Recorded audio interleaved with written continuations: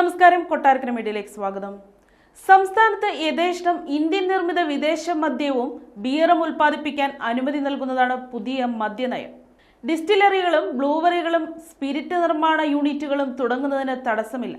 പാലക്കാട് എലപ്പുള്ളിയിലെ വിവാദ മദ്യനിർമ്മാണ കേന്ദ്രത്തിന് അനുമതി നൽകിയതിനെ നയം ന്യായീകരിക്കുന്നു. എലപ്പുള്ളിയിലേതുപോലെ യോഗ്യതയുള്ളവർക്ക് ബ്ലൂവറികൾക്കും ഡിസ്റ്റിലറികൾക്കും അപേക്ഷിക്കാമെന്ന് മദ്യനയത്തിൽ എടുത്തു പറയുന്നുണ്ട്. മദ്യനയത്തിൽ ഉൾക്കൊള്ളിക്കാതെ ബ്ലൂവറി ഡിസ്റ്റിലറികൾക്ക് അനുമതി നൽകിയതാണ് ഒന്നാം പിണറായി സർക്കാരിനെ കുഴക്കിയത്. ഇത് പരിഹരിക്കാനുള്ള വഴികൾ രണ്ടാം പിണറായി സർക്കാരിന്റെ മദ്യനയങ്ങളിൽ ഘട്ടം ഘട്ടമായി ഇടം പിടിക്കുന്നുണ്ട്. സമ്പൂർണ്ണ മദ്യ ഉൽപാദനം പ്രോത്സാഹിപ്പിക്കും വിധമായി മദ്യനയത്തെ മാറ്റാൻ ഇതോടെ സർക്കാരിന് കഴിഞ്ഞു.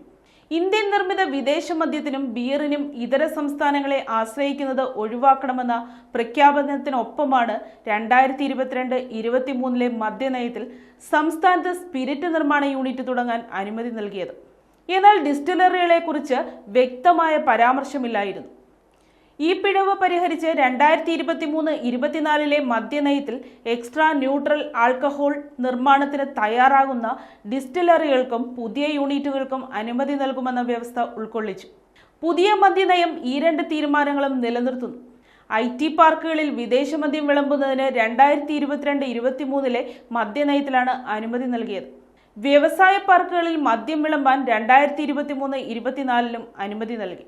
ഡ്രൈ ഡേകളിൽ മദ്യം വിളമ്പാൻ ഏകദിന പെർമിറ്റ് അനുവദിച്ച സംസ്ഥാന സർക്കാരിന്റെ പുതിയ മദ്യനയം.